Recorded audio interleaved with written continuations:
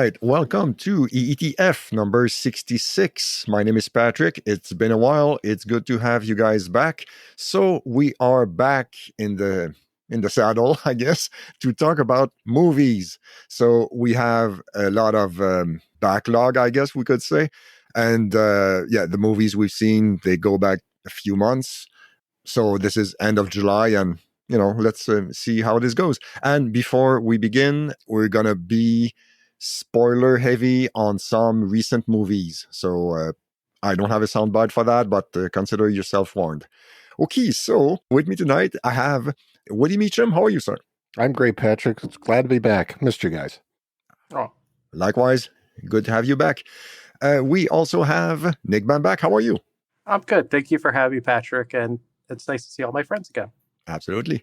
We also have Hector Contreras. How are you, sir? I'm doing great. Not great to see you guys. Wait, what? Wait. No. Wait. Oh, sorry. Did I do this wrong? I'm sorry. Weird. No. Oh, God. I made it weird. Sorry.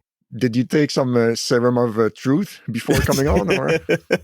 Hope When I so. teach kindergarten, we say that's inside your head voice. Okay, that's good. All right, welcome back. We also have Mike Drew. How are you, sir? I'm well. Thank you for having us back and having me back. I appreciate it. Absolutely. And we also have Kyle Hildreth. How are you? I'm back and I'm happy to be here. Thank you. All right. We're going to jump right into movies and start with Woody. What do you have for us? All right, let's just rip off the Band-Aid.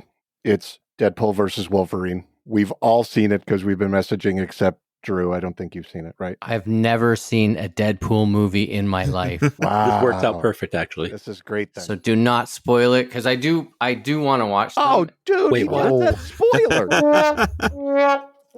I respect Drew's honesty, though. Okay.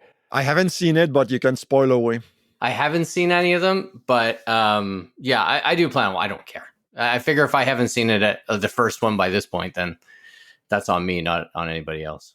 All right. Well, I won't be as blatant then with the comment. Honestly, I don't care. Same. So spoil away. All right. So I really enjoyed it. So my wife and I went and saw it this afternoon. I liked it a lot more than I thought I would. I laughed.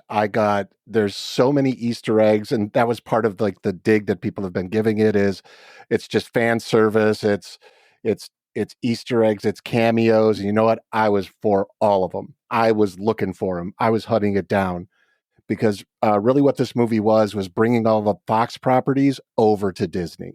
Mm-hmm. So that was a big cornerstone of this movie. And there's actually, this isn't a spoiler, Drew, but it's a kind of in credit sequence where they show all of the old Fox Marvel movies and scenes and kind of clips and behind the scenes and that type of stuff. So I really enjoyed all of that. And the breaking of the fourth wall stuff, I love that. The inside jokes were fantastic. Now you guys got me scared about the cameo stuff. But I was one of those guys, I didn't look for any of the spoilers going into it. So for the most part, 80% of everything was a surprise to me. Mm. So even stuff like we knew that X-23 was coming back from Logan, but how they brought the movie Logan and him dying into the very beginning of it That was awesome. was really good. So what do you guys think? What did you saw it? You said it all. I think we're good. Spoilers and all. I saw it yesterday afternoon with my in-person movie group, and it was sold out, an IMAX screening. I thought it was hilarious. I like Deadpool, the character. The first one's incredible. The second one kind of lost me. It wasn't as inventive or as funny or clever. This one I thought was really interesting just because of Hugh Jackman and Wolverine, which is pretty iconic movie character and portrayal at this point, and him with this absurdist character like Deadpool. Like, how does that mesh well together? And I thought it was really funny. And I think it's a movie for people who don't like superhero movies in a way. That's why like a lot of my friends who like Deadpool tend not to like Marvel or DC or those types of movies. But I feel like this one, it hit all the right spots. It's, of course, self-referential, and so much of its jokes and inside jokes with Disney and Marvel and movies and stuff like that. But I think it's actually a really fun time at the movies. And God damn it, Ryan Reynolds and Hugh Jackman have great chemistry together. Can I play devil's advocate for a sec? No. Oh, shit. Okay, sorry. My bad. Jesus, what is this? But the thing is, okay, so I haven't seen it, but what I've heard from people who liked it okay, they said it felt like, hey, remember that character from that movie Yeah. a few years ago? And blah, blah, blah. Remember how cool it was? Well, there it is. Hey, remember that part? It felt like it was more about the cameos than almost anything else. Yeah. It felt, from what I've heard, it felt very fan servicey and kind of unnecessary. I'm a fan, and it serviced me. Okay. And that's exactly the point. That's why I was saying, Who serviced you, Woody? yes, exactly. Thank you. What kind of theater was this? Thank you for one of you guys picking up on that. Not Wolverine. Right. Hopefully not. Well, no, but that was the whole point. Because the biggest comment I heard was actually from a guy named Dean Richards, who's WGN down here in Chicago. He gave it a D. Okay. And he was like, it didn't move the Dick. story along. It didn't help any of this type of stuff. And I'm like, I watched him like, I don't care. What does he That's want? why I said it was about bringing the two things together was really for me. And exactly it. It was calling back to, hey, do you remember this thing? We're bringing it into the canon now of Yep. what's going on in the whole movie series. So that's where, to counter your counter with another counter, that's the defense of it. Well, yeah, I mean, if that's not what you're looking for, or if that kind of thing annoys you, well, you're not going to like the movie. What are you going for if you're not looking for all that stuff? Yeah, that's fair. So, Patrick, I know a movie you like. That to me, this what it equates to. It's almost like Marvel's version of Midnight Run. That's what I kept thinking of when I was watching the movie, because it's these two characters that you both kind of like. They're both kind of at each other's throats and annoying, and they have their own motives, and it's like a buddy action comedy. I can see that. Hector and Kyle, what did you think? The thing with you start to overanalyze a movie after it gets released, and this is not that movie. You don't really need it. It's a popcorn movie. It's fun. You laugh your head off and then you leave the theater. I think that especially for people who haven't seen it and they read reviews on it first, it might spoil the fun of it. I think you just go in, shut your brain off, and just laugh. The amount of jokes in this movie is like per second. It's like you're still laughing at one joke when the next joke pops up. So It's like one of these podcasts. they definitely hit a number. Like the writers really outdid themselves on this one. It's funny. It's just a funny flick. Like if you watch the movie and turn off your brain at the fan service thing, you'll just enjoy it for just the jokes alone. And there's a lot of Wolverine and Deadpool. Them just going at each other's throats is a lot of the movie. Like if you ever see the movie They Live, and Roddy Piper fighting. Good call. Yeah. You know how long that fight is? That dwarfs compared to Deadpool and Wolverine. It pales in comparison, the amount of at each other's throats there. They literally say, like, we're just going to fight to fight. Like, that's like Yeah. at least two, if I'm not mistaken, that's at least 2 or 3 moments where like, okay, we're just going to fight with a car.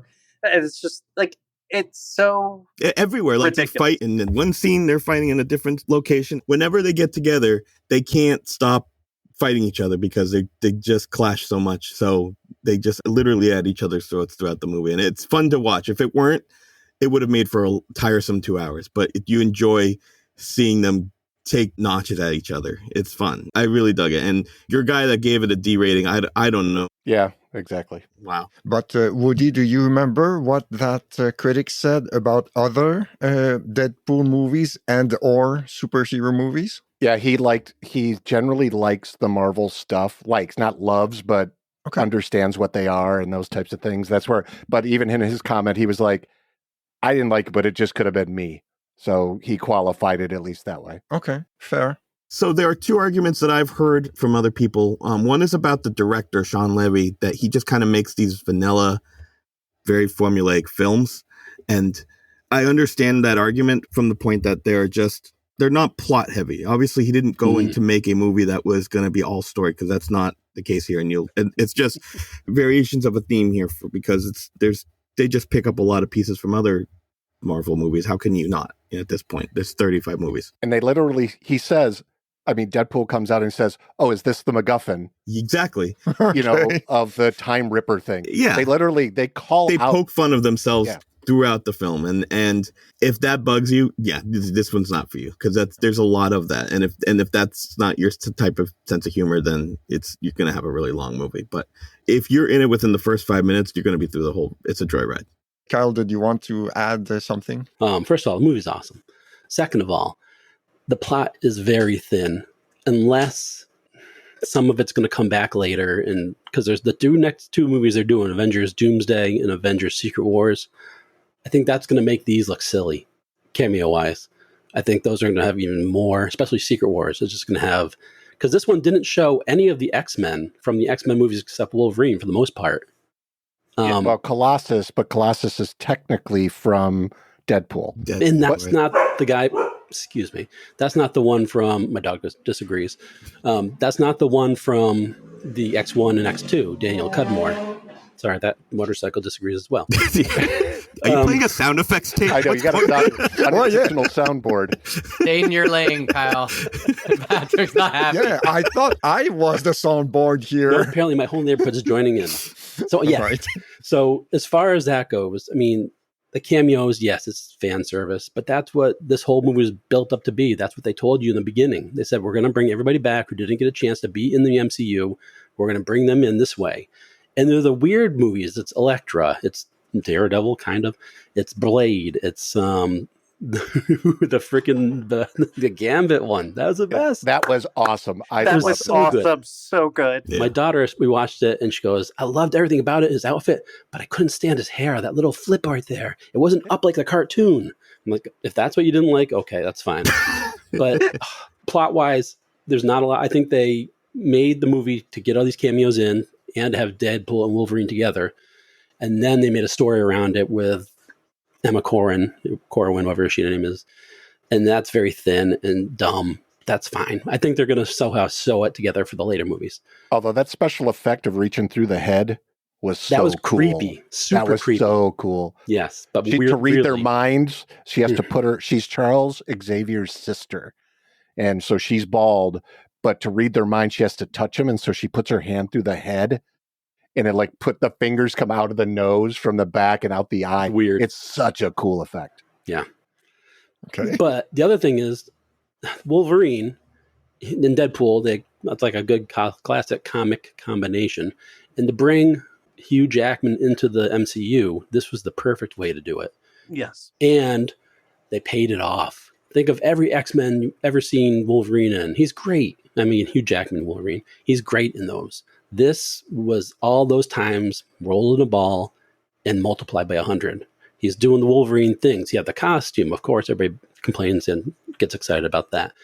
He had the claws. He was doing the fighting. There's so much fighting in this. And yeah, it's probably too much. And yeah, it's a little bit of fan service. But that's what the fans want to see. You want to see Wolverine being Wolverine, crawling on the ground, jumping on people, super knifing people in certain places. And you want to see Deadpool shooting and kicking and slashing and, of course, mouthing off. And that was perfect. They did exactly what you wanted for that. Especially that they've been in such a rut the last few years. I mean, it's serious. Like, their movies have kind of not been doing as well box office-wise. And Yeah, and they talk about that. it's like they were missing something. You know what I'm trying to say? Yeah, you know what the problem is because you took a bunch of fourth-level characters from the 70s that people knew and some like, but they're not the regular guys. They're not the Avengers. Right. And even the Avengers weren't the Avengers. Nobody was big on the Avengers in the 80s and the 90s.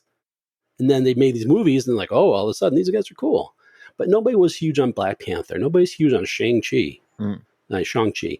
Nobody's huge on... Captain Marvel. The Eternals. Exactly. And it's great that they have those movies, and some of those movies are great. Yeah. But they're not going to please a huge amount of people like the Avengers or the X-Men or this and that. So if you're going to have a dip by making all these extra side movies, that's fine. Do that. And then come back and hit them with this huge, insane group of movies you're going to have, starting with Deadpool and Wolverine. And one last thing to add, the soundtrack was killer. The songs that they picked were just to hit the right moments. Yes. The Avril Lavigne, just as they're speeding away, perfect. Just dynamite. The Goo Goo Dolls right at that moment when he's falling into that guy. I was like, oh, this is just perfect song to pick. Everything was great. Every song choice was on point. Look up the story of Ryan Reynolds talking to Madonna about using like a prayer. Oh, I did. Yeah, I got to look that up. Just look that story up. It's great. I have to give a plug because I did episode Dave Fassini. There's 2 Huey Lewis and the new songs in the movie. Yes, there is. And it opens with Bye Bye Bye, which I thought was hilarious. Or it was brilliant. It's the second song because Only You was the first one. Yeah, Bye Bye Bye by NSYNC. It's just perfect. With him doing the dance moves. All the dance moves. Dance fighting. Was that him, though? No, it was Ray Park, but... Okay, that's what I thought. Ray Parker. And Ray Jr.? Park was in the movie. Oh, I thought it was Ray Parker Jr. Sorry. Well, no, he's because he played Toad, yeah. Toad. Oh, and just Yes, the goddamn cameos. Let's go back to that because there's so many good cameos, and they're the littlest, stupidest cameos in here. Right. That, first of all, we're ruining it now. They brought back Wesley Snipes. Mm-hmm. He'd been in jail. He'd been out of movies, been retired. They threw some veneers on his teeth, or wicked white, and they got his hair all done up, and it was insane. And he was cool, and he kicked ass. I bet you they wrote a joke about him in the taxes, and they had to cut it out because he probably said no. They made a joke about Hugh Jackman's divorce. I know. I know. You knew that the writers went balls out on this to make every so single possible the jokes were. He's more Cool. witted than Act 2 of whatever musical he was in. That made me laugh so hard with that. It's even so good. The car fight. Yes. We're going to keep tagging this. The car fight scene when they hit the radio the first time. It's the Greatest Showman is the first song that plays. Yes, no, I heard that. And that it just that's the subtlety with this whole thing. Just And going into I the think they made a soundtrack. Music Man reference too. They did, yeah. Yeah.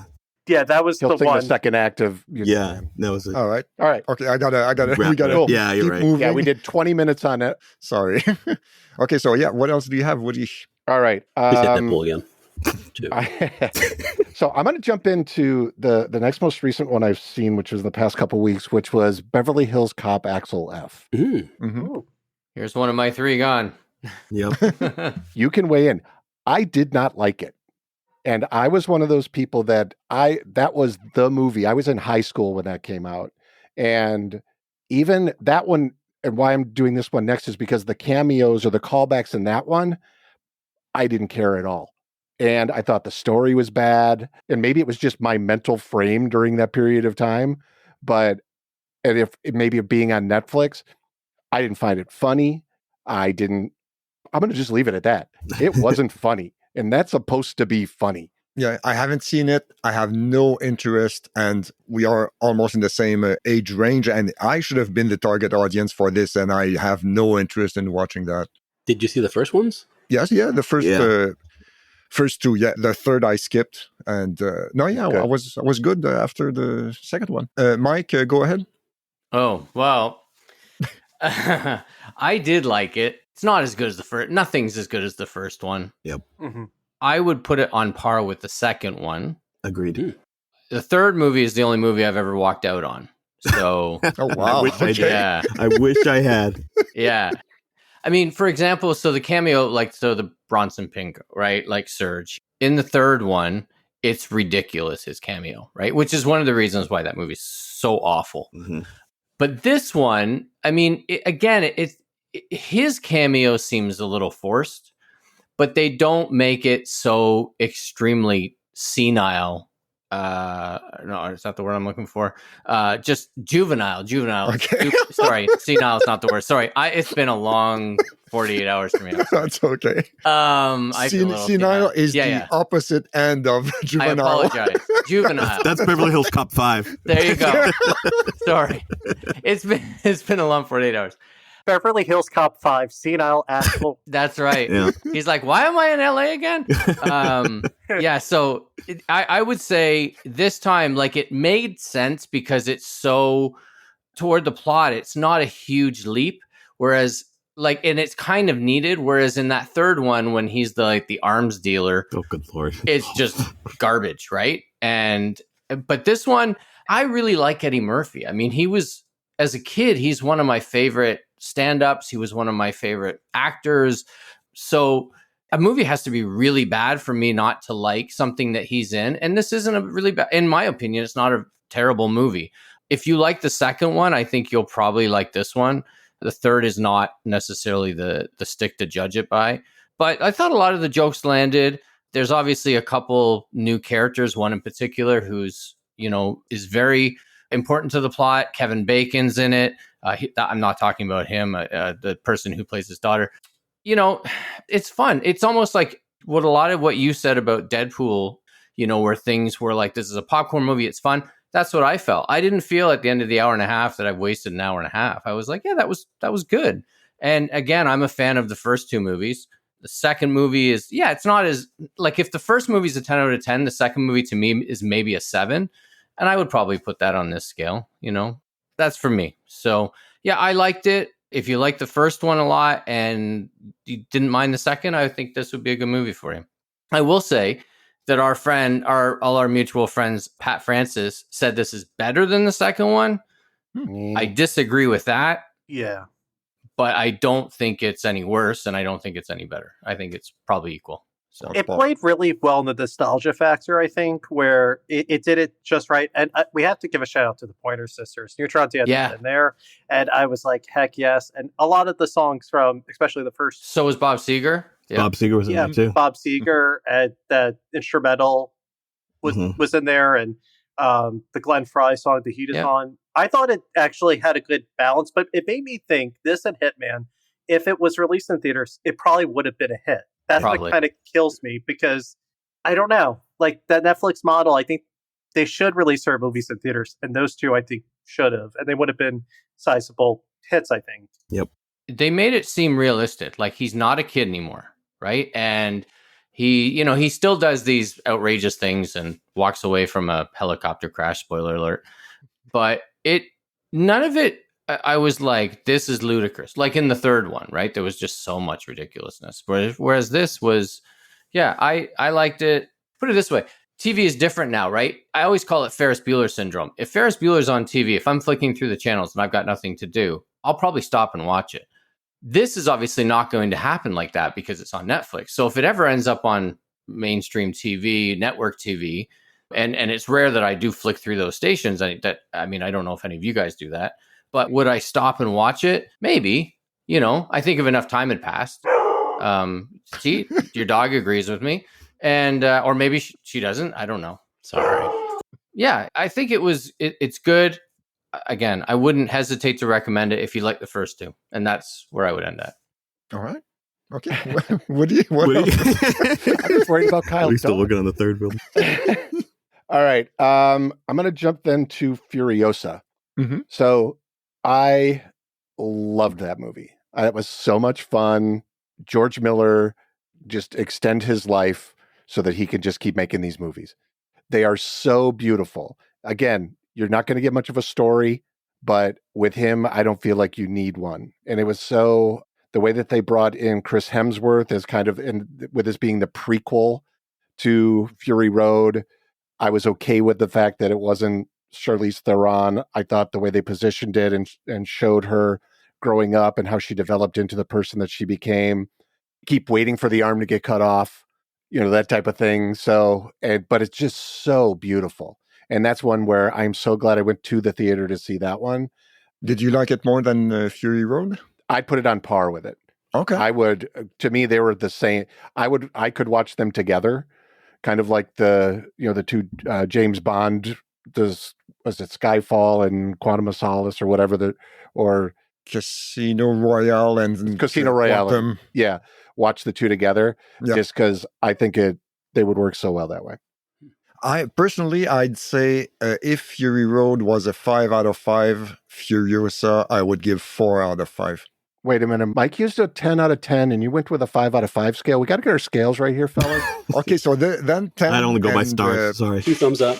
10 and 8, I guess. Okay. I really liked it, but it wouldn't. There was no way it would be better than Fury Road. Yeah, it gets the silver. Yeah, Fury Road was. Oh God, it's 5 out of 5. I think it's a 4.5 out of 5. I liked it a lot. I think. I mean, I don't know why those Mad Max movies don't do as well at the box office. Who says 4.75? Right. Got auction. Sold. Oh, let's put the disc. Sold to the gentleman in the back. Okay. Yeah. Sorry, Nick. Continue. I was just saying, like, it's so disappointing to see that it didn't do as well at the box office, because those movies are really, like what he said, really artistic and action packed, and it's just so strange because even Fury Road, it really did not. I mean, it did good at the box office, but didn't do like Inside Out 2 or Despicable Me 4 level. I don't know. It's so weird because I had a blast with it.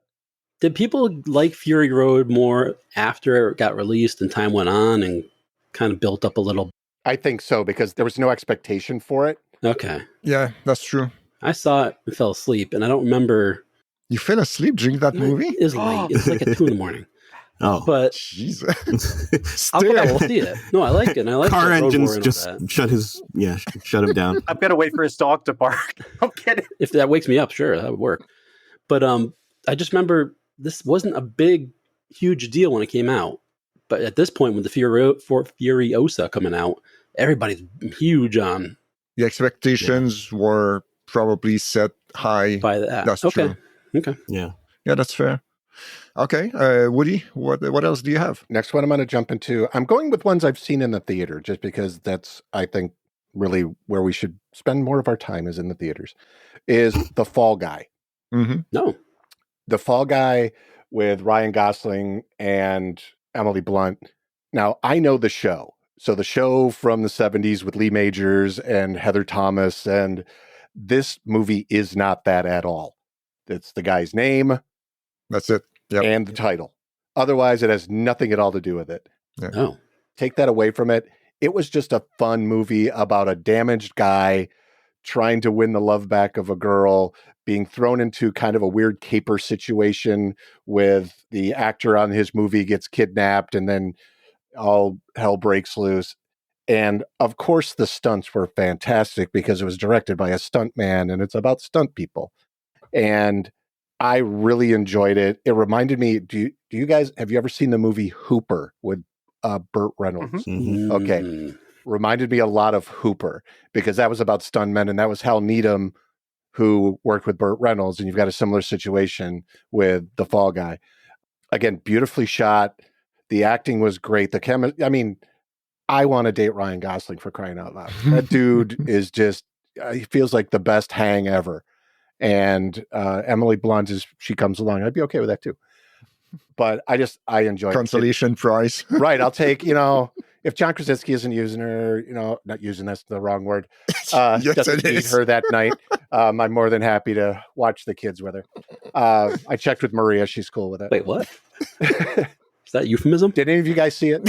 Yeah. Yes, I saw it. Yeah.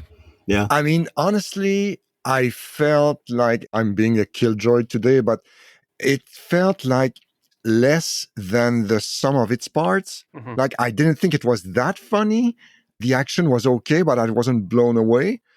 I don't know. It felt like undercooked. I felt the script could have used some cleaning up, and some of the characters outside of Emily Blunt and Ryan Gosling annoyed the shit out of me within seconds. So, yeah, I was like, 6 out of 10. Nutmeg. I'm trying to get my dog to bark again for you. You know what it is, Patrick? It never rose from good to great. Yeah. That was kind of my problem with it. It's fine as it is, but I think it sort of went on too long. It's like, 2 hours and like 15 minutes? Yeah. Yeah, it's long. Bloated. Yes. Yep. And long. and after a while, it tonally, it's kind of off at times. Like, it can't quite figure out if it wants to be like an action comedy, a drama. Also that, yes, that's true. I was sort of confused. I mean, the ending is incredible, by the way. I'm not going to Yes, spoil it, but yeah. the last thing is He falls. incredible. But It it was a little disappointed. And you know what? It's the Barbenheimer romance that I wanted with Emily Blunt and Ryan Gosling. Two worlds collide. and it's The Fall Guy. It was fine. I mean, it's a popcorn movie. It's fun. I want to go to Yeah, the movie theater that- and have fun. You were right about that. You killed it with the 2 hours and 50. It could have been trimmed down to like an hour 40, hour 30. I don't have anything else to do, guys, but go to movies. I don't care how long that is. But I think also part of it, I don't know, it was promoted to like the hell out of it. Yeah. That probably played against it a little I bit. think so too, because I don't think it was designed to be that kind of movie. We had all the incantations of a summer blockbuster, but it really is just kind of like that middle of the road, I don't know, March, April type of movie. Like, it doesn't really fall in the lines of summer blockbuster, other than the fact that you've got two huge leads and there are some pretty insane stunts that happen. But tonally wise and the plot, everything just kind of feels like just your date night, get a popcorn and go see a movie. And then, it's not heavy, Also nowadays, I'm not sure if you can really sell a movie on its stunts, because most movies have kick-ass stunts nowadays. Yeah. So I don't know. Especially when the movie is supposed to be about stunts, so it almost feels like it's cheating a little bit. And they would set themselves up to fail, kind of. Yeah. You know? So I think also they were trying to sell too on the star personas of Ryan Gosling and Emily Blunt, and that's risky in 2024 Agreed. because like a lot of movies would easily make 100 million just with just one star or two big stars, and I think that's also kind of a risk now to Yeah. do that. I can't even think of too many that are out there that are like that. When did this get released? A couple months ago. 3 months ago. So not summer. It was May, I think. Yeah, it was the first summer movie. Also, was Heather Thomas in this? Yes. Yes. Okay. At the end, yes. And Lee Good enough. Majors. They're the post-credit sequence. And only one of them was recognizable Yeah. because I read about it beforehand that it was Heather Thomas because I could not have recognized her otherwise. I didn't, yeah. Oh. Let's say that she had quite a bit of work done. Okay. Oh. I mean, so did Lee Majors, but at Yeah. least he still looked like Lee Majors, at least. All right. What else? All right. I'm going to put 3 together because these are out now on streaming that I saw back in, it would have been April, May timeframe. I'm going to give you 3 of them in a row here. So one is Monkey Man with Dev Patel, The Beekeeper with Jason Statham, and The Ministry of Ungentlemanly Warfare. So if Monkey Man, everybody was like, it's the poor man's John Wick. Okay, I'll take it. It was a little bit better. Great first intro movie for Dev. The Beekeeper was, if you liked the Chuck Norris movies of the 80s, The Cannon movie. and those types of things, that's what The Yes. Beekeeper is. Oh. And The Ministry of Ungentlemanly Warfare is we're getting a bunch of specialists together to go do something. But it's actually really based on real people that became the OSS, which at the end, I'm like, really? And then they show everybody, they show them at the end of who these people really were. And you're like, That's the best. oh, wow, that's even cooler. So those are 3 that if they're streaming, watch any one of them. Those are a perfect like afternoon, late night kind of thing. So I'm going to throw those 3 out. Where did you see the last one? What streaming service? Ministry, I actually saw that in the theater, but I know it's out now. It's on Prime, I Prime, think. yeah. I think so. Yeah. Yeah. I think it is on Prime. Mm-hmm. Okay. All right. And then I'm going to follow up with, I've got a twofer of weirdos. Okay. And I'm not talking about Us. Kyle and Hector. Mutt. Mm. Oh. So I watched these back to back, and I want to know if you guys know these 2 movies. One is called Sasquatch Sunset, Heard about it. and the other one is called Hundreds of Beavers. Oh, Yeah. that Yeah. And Nick got up and left. Yeah. That's a sore subject. fucking movie. Imagine watching those 2 back to back. Oh boy. I've seen the the trailer, and I'm good. Which one?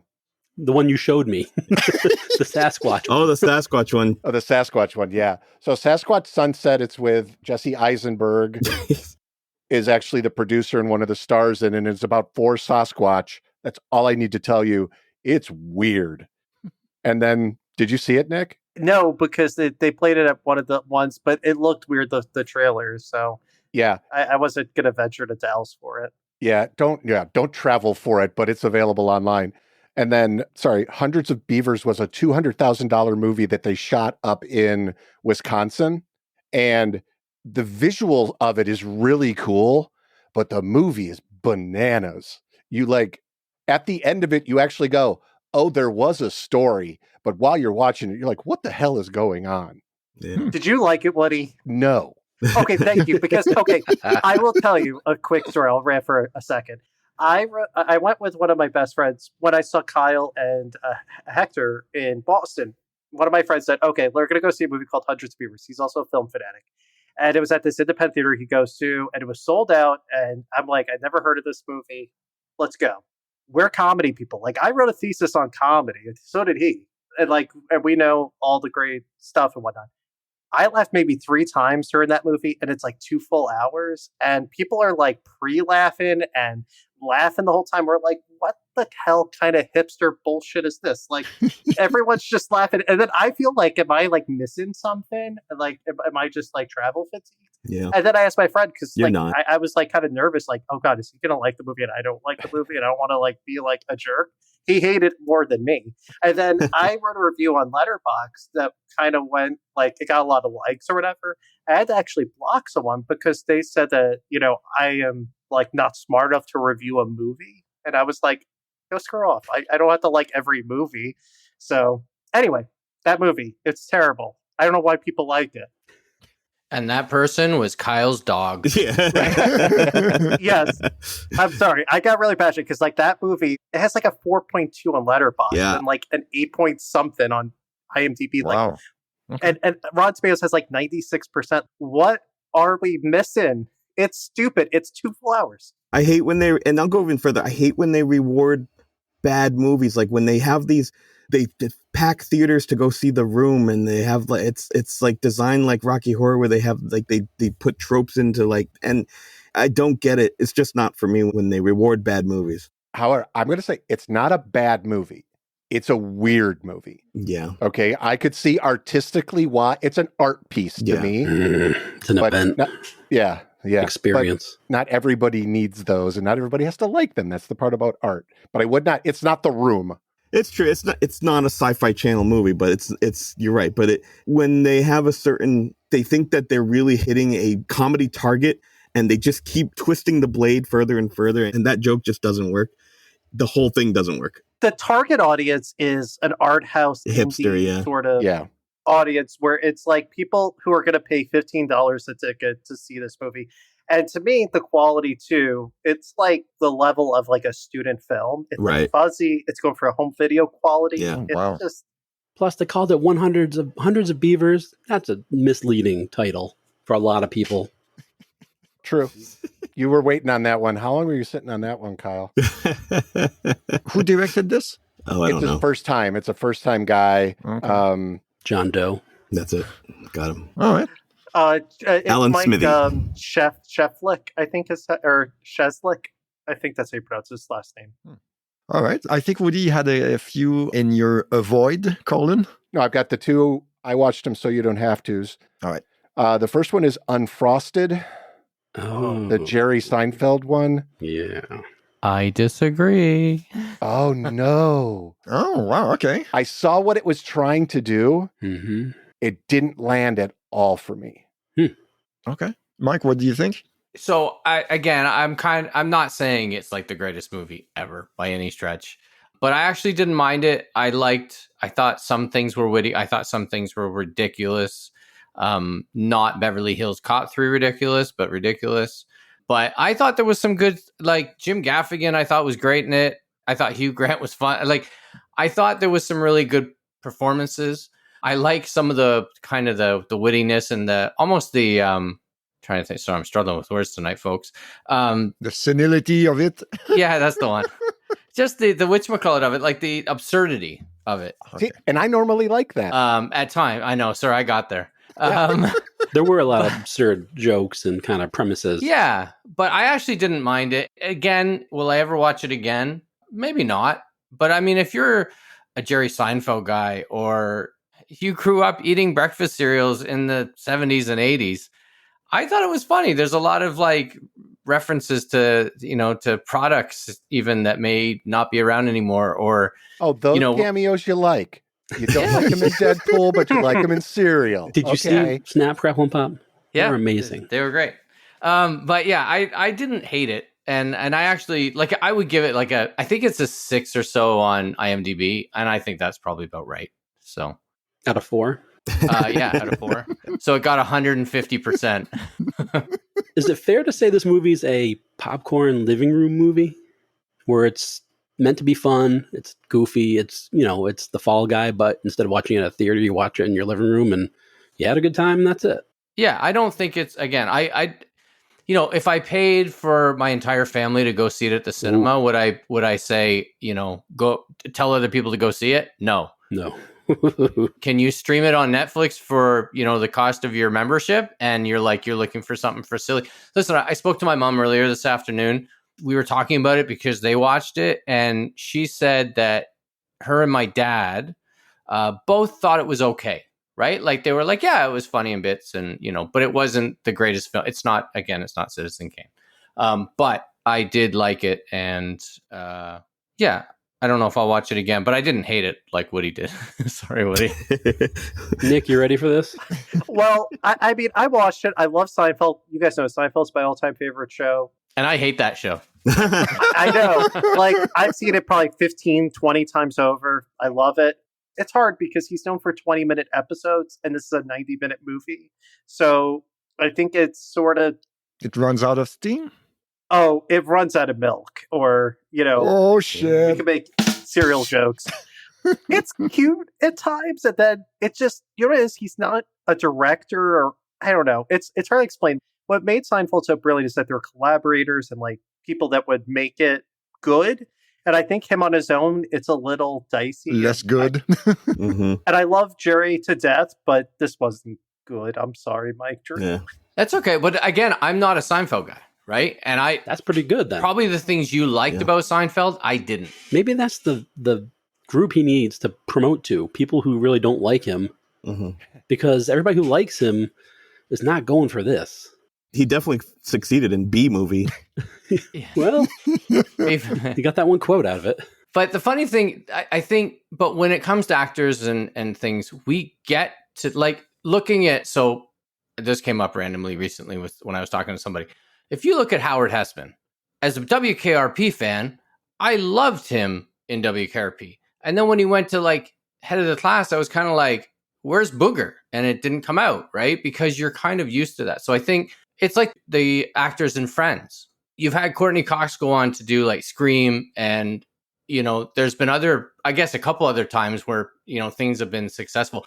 But for the most part, everybody goes, well, it's not as good as Friends, right? And I think Seinfeld's arguably one of the biggest TV shows of all time. So I think people are expecting that, and I'm not, because I didn't like it, So I didn't mind it personally. I didn't, again, not the greatest movie, but I didn't feel like I wasted my time either. So I think it was underbaked. Oh shit! It was. There it is. it was unfrosted. No, that's It was a womp, Pop womp, Tart with womp. no frosting. What's the point then? Yep. That's the first problem. Going with the unfrosted Pop Tart and pushing that hard. Nobody likes those. No. Yeah, what kind of psycho likes like those? 70-year-old people. And guess who's 70? Jerry Seinfeld. Oh, there you go. Oh, That's okay. part of the problem. He's hilarious. He's a great comic. Of course, he's one of the best ever. Oh, yeah. But when he transfers his humor to movies or, well, television, yes, but to movies, some reason it doesn't transfer right. And he's older, and this was a 60s based kind of comedy almost on all the serials and stuff. So when you try to transfer that to a younger crowd, and by younger I mean guys who are 50, it works, but it also kind of misses too. And it's almost had like they had too many big people and big, not promises, but expectations. And then they came out with this, and this is okay. It's and that's what you get. And you weren't expecting that or wanting it. And then it's unfrosted. Maybe that's the thing for me. I don't walk in with any expectations, right? In fact, my expectation would be the opposite, would probably be like, I don't care for Seinfeld. I may not like this. And then at the end of it, I was kind of like, it wasn't that bad. So, Yeah. So Patrick, you haven't seen it yet? Nope. You don't need to. Yeah, you don't need to. Our glowing But I'm just reviews saying. are not going to Yeah. sway you. I didn't have any interest in watching it in the first place, so you're not. You're good. I have a question about streaming before we start. Jesus Christ, before we keep going. Well, Hi, welcome to the podcast. Have you guys seen the commercials for Red One, the J.K. Simmons movie with The Rock? Yeah. No. I Okay, don't know. seen it, I no. saw it first on, I think on Netflix, a commercial for it. So I thought it was a Netflix movie. Then I went to see Deadpool this weekend and saw a commercial in the theater, and at the end it said in theaters only. Now, am I going crazy, or are they switching movies that start off maybe on a platform and then bump it to the theaters? Absolutely, because that new Alien movie was supposed to be on Hulu, Yeah. and then That's so effing gross, by the way. But yeah. then they said, well, Hulu? Well, Prey Really? was, and they realized how much money they lost putting Yeah. that on Hulu, because that would have been a huge Which one? Yeah, good point. Prey. Prey, Prey. the Predator Oh, Predator prequel. prequel. I mean, there's okay. quite a few, I would say that's happened, Yeah. where Okay. like they originally were going to make it for streaming, and then they were like, Gets bumped up to the big leagues. yeah. Now, have anything off of Netflix ever been played anywhere else? Any Netflix property made movie on Frosted? Has that ever been on Hulu or on network TV or something? No. Created by Netflix? Yeah. I don't. Any of their weird No, Netflix Netflix movies? likes to own what they own. Yeah, Yeah. but they don't. So show much it to the or- fact that it takes a lot of time if they ever put anything on physical media. Like Stranger Things season 1 came out on DVD way after it was on Relevant. and that's it. You know, There nothing. may be international listeners right now who are saying, yes, they do. They show it in Oh, this that'd be great. language in the Estonia. country, right? Yeah. Yeah. Because Hi, Estonia. there are shows that are produced by Netflix that seem to have commercial breaks in them. Right? If you watch it and or it's a co-production with, say, a French television station or what have you. I've seen a And lot so of that. there with may the- be with- something, there may be like a joint thing there where they then sell it on to other markets. I don't know. Yeah. Are you talking about when it goes like the screen goes black, like somebody passes out, they go black, and then they wake up? Yeah, but if you've ever watched TV in other places in the world, the way it transfers into, like if you're in England, for example, and you're watching ITV or Channel 4, one of the commercial stations, or Sky, the way that they go to a commercial, it's seamless, but it's there. You notice it as a North American, is that at the end of whatever the segment is before it goes to commercial, it almost freezes on the screen. So whatever, like, if Monica's walked into the door of the apartment on Friends, it stays there for like an extra half second. And that seems awkward to us because we're used to it kind of going almost a crossfade into a commercial. Yeah. That doesn't happen there. So I'm sure other places do it even differently. Well, I know because I've seen it. But yeah, I'm wondering about the shows if they sometimes then go on to sell them to other markets. But movies, I don't know. In England, does Waylon Jennings come in and explain what's going to happen next at the end of that commercial? Because they do here. Yeah, that's a great question. Okay. I didn't. I'll have to see if there's some old videotapes with Dukes of Hazzard Play on the there. music. I don't know. Dun, dun, dun, Yeah, dun, yeah. dun, dun. All right. Woody, do you have something else on your list? I just got one more, and then because Okay. boy, we've gone a long time with just me talking, bringing up movies, but we all saw them. We'll just do one person per episode. So yeah, there we go. So the last one, I just because what was our thing where we have to finish something? Oh, Patrick, that What thing. was our phrase? Mental illness? No, yeah. No, you said- That's OCD. No. Patrick, you had a term for it where We had you a like term watch for a it. series, and even though the series is bad or you Oh, don't like it, sunk cost fallacy. Sunk There you cost go. fallacy. Thank you. That's what we called it. So because of that, I watched Rebel Moon Part 2, The Oh, Scar Giver. God. On Oh. Netflix. That's 2 hours you couldn't get back. Wah, 2.5 wah. hours or 3 hours you God. couldn't get back. Play your theme, Yeah. Patrick. Yeah. Yes. So again, what I would call this Shame on you. a very beautiful person who's incredibly stupid. Thank you. Yeah. Wait, what? Because it was beautiful. The shots, I mean, Zack Snyder can shoot a movie, but it was the dumbest piece of film I've watched in a long time that I'm literally going, why are you watching this? Why are you watching this? Just shut it off. Why are you watching this? The assassination scene is like next level, pretty and stupid. Yeah.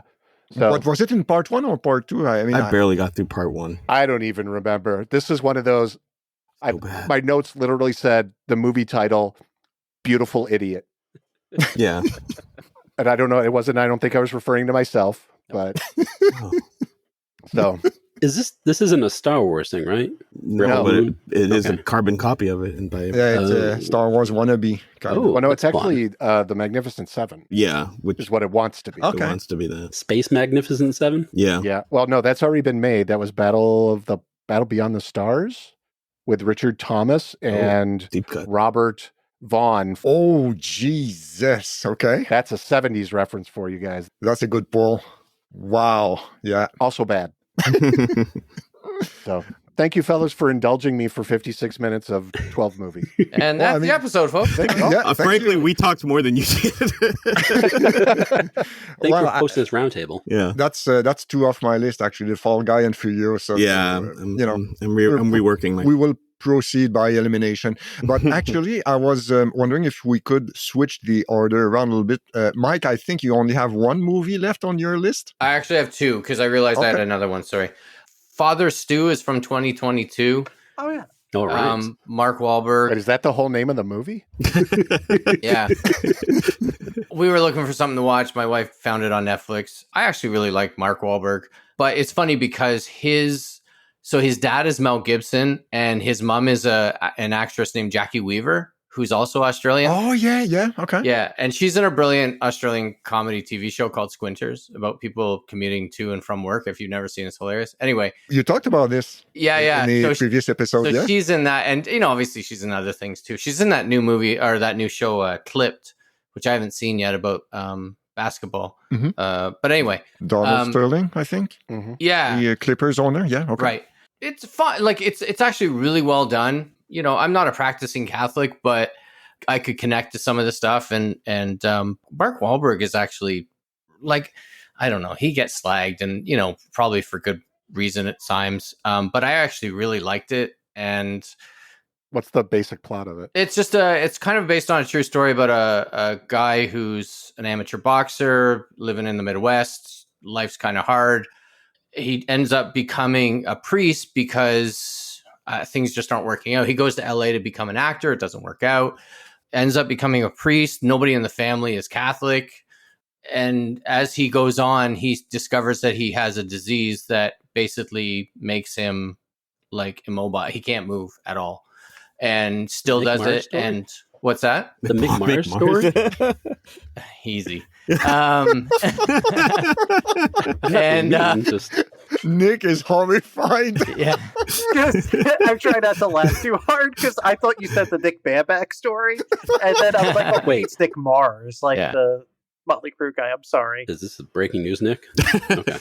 and Ew. it's kind of like that redemption story of just him. Not that he's a terrible human or anything, but he's just made some bad decisions and bad calls and what have you, and Mark Wahlberg, yeah. turns to religion. Well, maybe him, I don't know. Mm.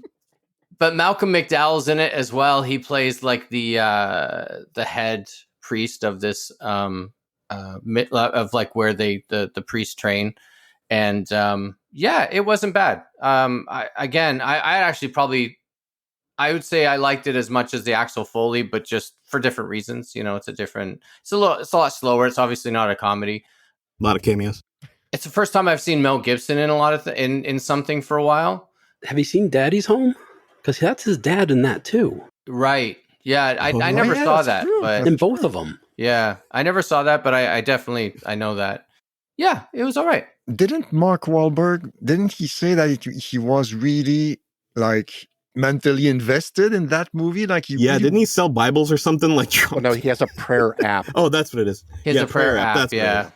Oh, okay. Now, okay, is that it go with the movie? Like, is it like, No, No, I think he no. actually. He's Get it free? He's just a very devout Catholic. okay. He's just very devout. Yeah. Oh, it's yeah. Okay, so that's why he extra cared Right. about Yeah. that movie being a hit, and it was not. But it was based on, like I said, it's based on a true story, and they at the end they show the clips of the real guy, and it's I mean, it's all very well acted, and the script is good, and I actually think Mark Wahlberg is underrated sometimes because he's kind of like he can do comic, he can do this more serious role, and I always think back to that movie where he's it was actually a Disney movie, but and I can't remember it right now, but it's a football movie. Oh, Invincible? Invincible, yeah. Yeah, which Okay. I thought he was solid in that as well, but whatever. Yeah. Again, people disagree. That's fine. He's the Bon Jovi of acting. Again. Wow. I'm not sure where to go with that. Nutmeg, what do you think? She's very quiet in the background. She's like, I'm just gonna She's a let him. fan. Yeah. I don't know what their problem is. I mean, just that, Bon Jovi is, He's a crowd pleaser. yeah, he's been around. Yeah. Tons of people love him, Yeah. but some people slag on him for some reason or other. Right. He's pretty. And he's very pretty. Yeah, and Mark Wahlberg's a Wahlberg good looking sings guy. like a bird. Yeah. Yeah. And can fling a burger. Hank Well, Zuckerberg, that's I know that. You know and what that reminds me of true of that movie? Because I saw it with my parents years ago, because they both like Mark Wahlberg and Mel Gibson. It's like those Angel Studios movies, because it's not that studio that does those religious movies. He's definitely going like, that way, but Angels. And what was that Freedom movie Sound that of came Freedom. out last year? oh god, of Freedom, yeah. Yes.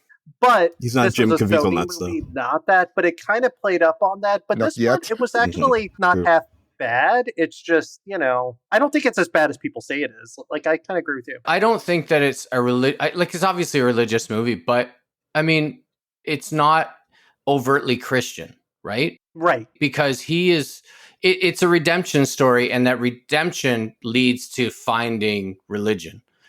But if it was an alcoholic redemption movie or NA based movie, and it had somebody, like a Brad Pitt or something, no one would be questioning it, right? I mean, there's profanity and there's this and there's that. I don't personally think, I wouldn't say like, busloads of Christians are going to watch this movie, or Catholics, like Jews are on top of this like nothing. Maybe, possibly. I don't know. Maybe. They love it. And then the fourth movie, Especially Mel Gibson, they just all over the Wait a minute. Whoops. Hey now. The Hindus are on Good top. point. They love it. Good point. Yeah. What was your guy on YouTube, Patrick, who did the Mel Gibson reenactment? Oh yeah, Bobby Fingers. Bobby Fingers. Bobby Fingers. There you go.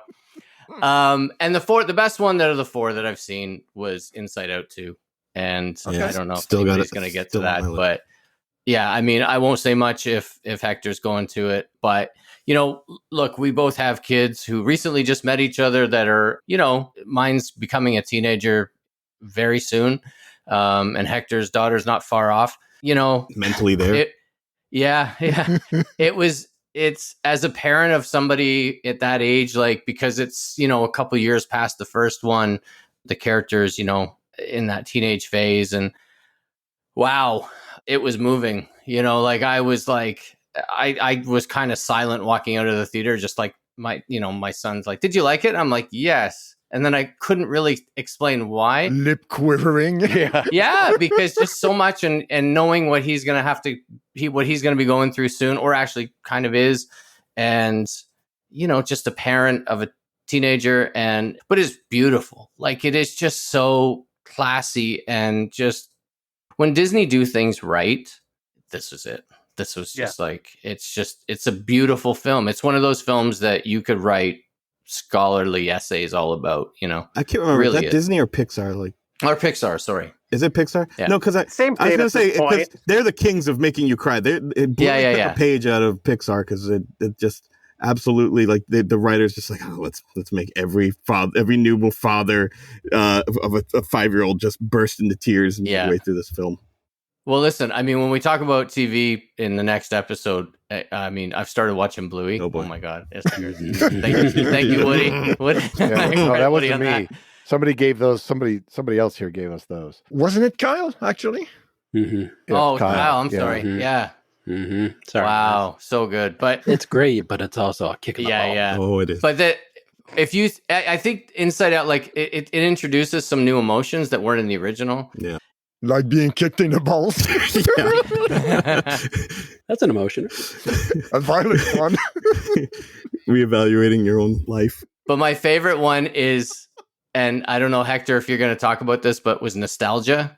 Yeah. Like, it was brilliant. Just the way, and like, she's 13 and she has nostalgia, and just the way they treat the character playing nostalgia is just, it's fantastic. Yeah. You remember that, Hector? Yeah. What's that? Does Hector remember that? Remember the nostalgia? Yeah. I have not seen it, no. Oh, I thought you did. No, I haven't seen it yet. Saw it. Oh, Nick saw it. Sorry. Kyle was trying to make a nostalgia joke. Dang, and Woody. Because Hector hadn't seen it. Sorry, Nick, do you remember how they dealt with nostalgia? Like, Nick, do you remember that? Yes, I do. There we go. We made it work. We made it all work. We all made it work. I need to listen back. Teamwork. This is another joke I'm not getting right now. I'll get it. It's chaos night. Mm-hmm. Tonight is chaos night, and it's okay. It's beautiful chaos at the EETF podcast. I liked Inside Out 2. I thought it was. It's not quite as good as the first one, but like, it's really great though. I mean, it's sharp. It does its purpose. I like the new characters they introduced, and it's like visually dazzling. And I thought it's a good message too for young people to watch too. Don't smoke. How to deal with like puberty and stuff like that. So I'm glad your son really liked it, because I think it's a good story too. Yeah, absolutely. 2 questions. Does 2 suffer because of no Bing Bong? Oh. That sounds like a making crap up. I've heard that there is a Bing Bong cameo. No, I have no idea what you're talking about. I do, and I feel like I just got kicked in the balls, Kyle. I saw him in Deadpool, but was Bing Bong it like the one with like the character with like the long nose that's like almost like an elephant? Yeah, that's him. Richard Kind. Yeah. Bing Bong. The other question is, did you notice or care that a couple of the characters were switched out for other people, voice-wise? Because like Lewis Black was replaced for Anger, I believe. Bill Hader was replaced for whatever Bill Hader plays, and Kelly Kapoor, which is not her name, but is on The Office. Oh, yeah. She was replaced for, I forgot what she played. Any reason why, or do we know why? Money. Oh, okay. Yeah. Simple. Disney or Pixar, whoever's doing this is getting cheap. And they lowballed them and they said, no thanks. And they can get other people to play them. So I didn't notice. I didn't even notice. How sad is that? no, that's fine because it's cartoons. Why would you? Well, no, Sadness was still the same amount. Never mind. Well, it's what's her name from The Office? Right. No, she's hat. No, Phyllis. she was Phyllis. Joyce. Thank you. Oh, Yeah. sorry. Wow, you actually were referencing that. All up Yes. people. Yeah. Kyle's on. Yeah, point. no, I really liked it, and it probably hit that sweet spot for me at the moment. But I again, I'm a sucker for, and I've, if you go back and listen to older episodes, or if you already have, I'm a sucker for these types of movies anyway, and this one is just one of those ones that is so well done. Nice. All right. Thank you, Mike. Okay, so now we got Nick. I mean, can I go to Kyle next? Because I want to know what Kyle's watched. I watched Deadpool. That was number one. And I did see Unfrosted. I forgot all about that. So thank you for bringing that up, Wood. The other two. Is it ironic thanks, or No, do no, you mean that? Well, no, it actually was thanks because I did watch it. And at the time, I'm like, I got to remember this. And I totally forgot about it. And then you brought it up like, oh, great. Okay. I watched the two movies I did plan on was Deadpool and Jaws. Every 4th of July, just watch Jaws. And it's great. It's Jaws. What do I need to say? I don't know. If you guys want to talk about it, that's fine. Sophia refuses to watch it. She should. I try. Never watched I can't. Other than like do Clockwork Orange style and tie her to the chair. And it's a shame because it's such a good movie, but kids who live on the coast should not watch that movie. With the advertising now for that's a movies, good point. there's no way you can make that trailer any snazzier to make kids at Gen Alphas watch that movie. Spoiler alert there, Patrick, talking about a 50-year-old movie that... There's these two fat old New England guys, and they're out on a pier. They throw a roast in the water. Yeah. Kids, stay with me. They tie it to a tire, and then the shark bites the roast and wrecks the pier. Now, who doesn't want to watch that? What 12-year-old isn't like, guys, I got to see this cool movie? Yeah. Oh, wait, no one. Mm-hmm. But it's not made for kids. It's made for, not kids from now. It's made for kids in 75 to scare the crap out of them. But nowadays, when they get older in their 30s and watch it, then they can pee their pants and worry about their kids. And that's what it is. It's awful. I hate that movie for that stupid beginning part when Chrissy's in the water and she gets whipped around. And I told you, the only reason I can watch it now is because I saw... You can take a bath now? I don't take baths. No, it's awful. Yeah, because the shark they can go showed- through the tub drain. That's why. Exactly. Yeah. Thank you. Somebody understands finally. Mhm. But they showed her making it and laughing and being on the rig that she's on. And that really helped because otherwise, if you're thinking that's your kid or if that's your sister, that's terrible. And just some parts, I know I sound like an old man, but some parts are just really gross. And I hate watching it. Like if my daughters had to watch that, I'm like, no, they would never go in the ocean. I don't tell them about that because they would never go in the ocean again. Helps with the therapy bills. Yeah. Exactly. And yet, every 4th of July, I love Jaws, and I hate He watching watches it every. parts. He watches it every Exactly. 4th of July. Every 4th of July, just like, oh, I do. America! sorry, Woody, I cut you off. You were going to say? No, I was just, does he like it or hate it? I can't tell. I love it. And I hate certain parts of it because I'm like, oh, I gotta watch this poor girl pretend like she's drowning and getting eaten alive. And it's like Romulus. We saw the commercial for Romulus and watching that stupid alien put the tentacle down the person, I don't even know if it's a guy and girl or both, throat. Mhm. It's so gross. And it's like, what the hell? That movie's going to suck. To me, it makes no sense. Like, they look like kids. Yeah. You don't send kids in space. What's wrong with you? We're old. The kids set themselves to rob the place, and never mind. Okay, but still. No, you're right, Patrick. Old man grumpiness definitely Kicks in. prevails on that one. Covenant sucked. Prometheus was really dumb, but at least it was looked okay and had some really good parts. But everything else after that sucked shit.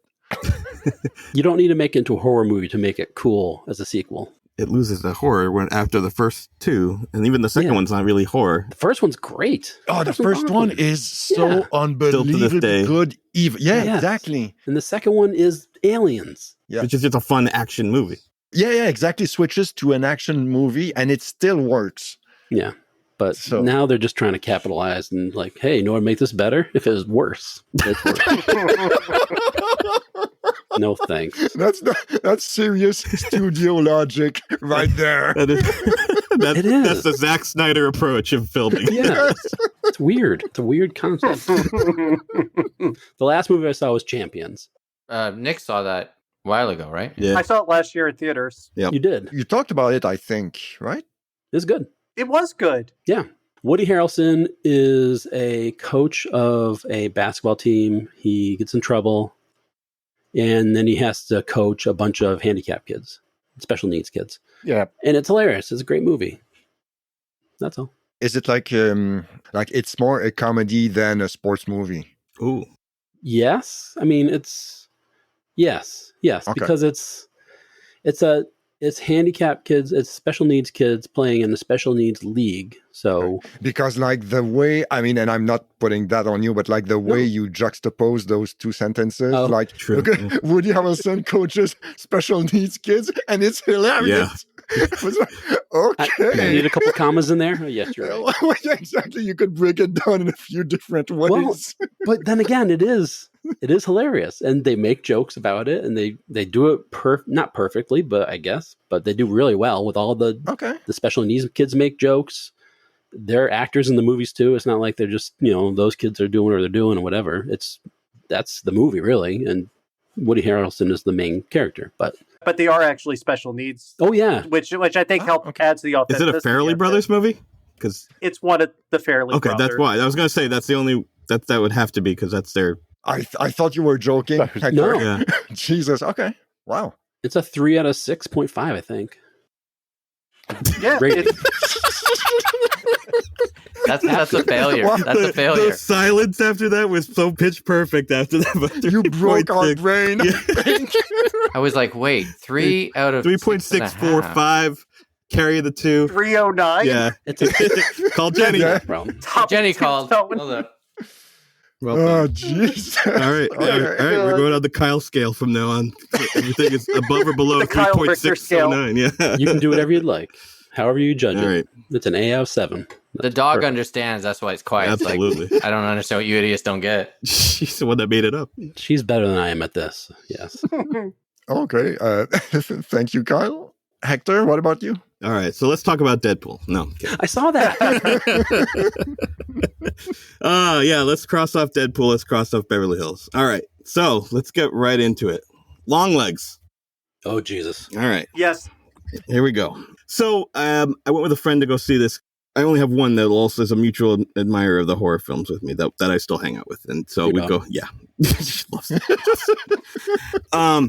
And he was probably closer to what Nick, as I imagine, is going to say. But I enjoyed it. I'll say that. It's not for a lot of people. Humans. It's I don't know anything about it. What is it? What is it? But dogs love it. it's a very It made me do a spit take. man. it's hard for me to explain. So it's got a lot of moves like Silence of the Lambs, where you have a young agent that is trying to solve a murder case and serial killer, but it's very subtle and you're not sure of the motives because there's not a lot of dialogue, but especially with the main character. Now you're burying the lead here. Nick Cage is in this. Nick Cage is in this movie. Is he the special agent? He's Mr. not. Speed? No. Oh no. No, not at all. Not at all. Okay.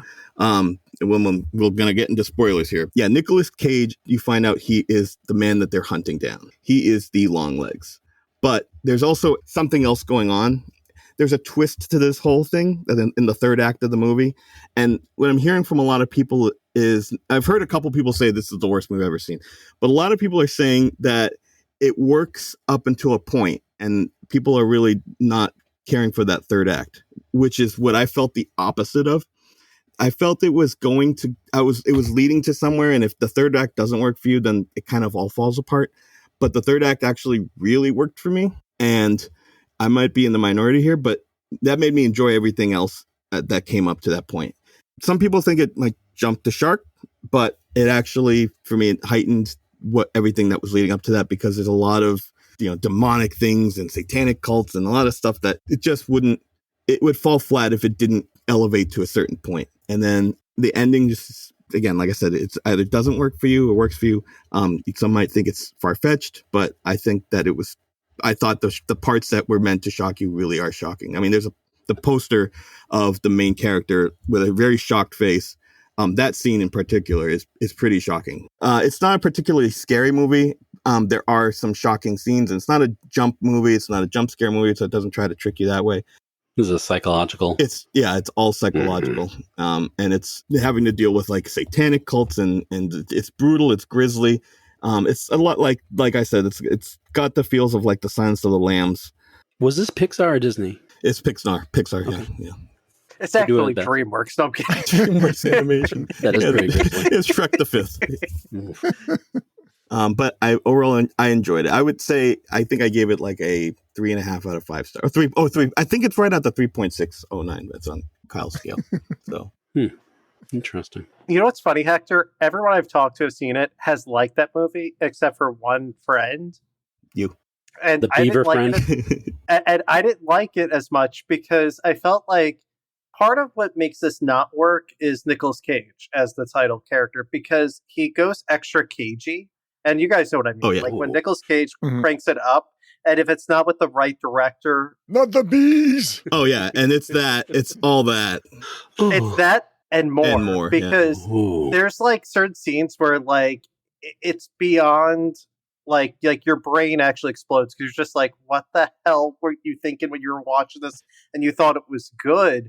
And I think with him, it has to be the right director, the right script, the right everything. Because if he goes too far out, it's ridiculous. And he kind of ruined the movie for me. And it I saw the ending kind of a mile away, and I didn't think it was all that original. I think it was overhyped, and it's gonna have a short box office. I think like get it long legs, short run. But so I don't know. It's just people make it seem like it's like so bold and original, and I feel like it's kind of like Silence of the Lambs, but for the 2020s. Yeah, they definitely made some choices, like to make the main character such a timid person, just very reserved. But then you see the reasons for that. Like they explain why she acts the way she does. And that makes, I think that's what hits harder when you find out the third act, the twist to the film. And yeah, Nicolas Cage, I mean, yeah, he goes above and beyond his caginess on this one. If you overthink it, you're wondering like, how could he have possibly never been revealed as a psycho up to this point? Because he just is, he's unpersonable. No one could ever live like that kind of life and not be on the FBI's most wanted list after meeting you. Because he's not normal he doesn't even fake being normal. He's completely crazy and outlandish crazy. I like the one thing I did like about it is like in the movie he idolizes Mark Bolan, a T-Rex. Yeah. And I think the soundtrack choices, because it takes place in the 90s, but he's supposed to be like this kind of throwback to like the 70s, like his character, like with the... Yeah, because there's a lot of cold case because of the initial murders. Yeah, and I thought that they used the songs the T-Rex actually really well, and it started off like with a lot of problems. Well, they used the caption at the beginning of the line from the song to set up the movie. Bang, bang a gong. Oh, yeah. Yeah, they make it creepy, but the real song's not creepy. All right, so what else do you have on your list, Hector? So I'm going to, like I said, I'm skipping the ones we talked about, and I'm going to go right into, well, there's two that I did not care for, and I'll go with the one that I know Nick watched and also agrees with me. Watchers. Oh boy. Good God. So Nick had talked about how bad it was prior to, and I am so dumb. I was like, all right, well, I got to see it now that he said it sucks. I'm a sucker for the Shyamalan. Nick doesn't know anything. Yeah, no, you know what? I fall for it every time. Like I'm gonna oh, jeez. Look, I think I've said this on Patrick's podcast about how The Happening was the worst day of my life, and I just come home from my grandmother's funeral. Oh, yeah. I lost my job, and then to make things feel better, my wife and I went to go see The Happening. Oh boy, this was not that extent of horribleness, But it boy, it really tried to be bad. Who was the victim in this one? And by victim, I mean the actor that had to be. It's Dakota Fanning Okay. Yeah, Dakota Fanning is And she's actually good at it, I would say. yeah. It's just the Watchers themselves. They make the whole movie called The Watchers. They don't show it in the preview, so your brain goes to places like they better make The Watchers really awesome, and it's the worst. It's just awful. It's so bad. Nick, I mean, Oh God. So to back it up for a sec, it's his daughter. It's Okay. Yeah. it's his daughter's directorial debut because M. Night Shyamalan actually has a movie coming out this week called Trap with Josh Hartnett. Yeah. This is one where I think like the ideas are good and I think the thoughts are there for like a good movie, but it's just not executed well because I feel like it's all the markers of a first time directorial debut.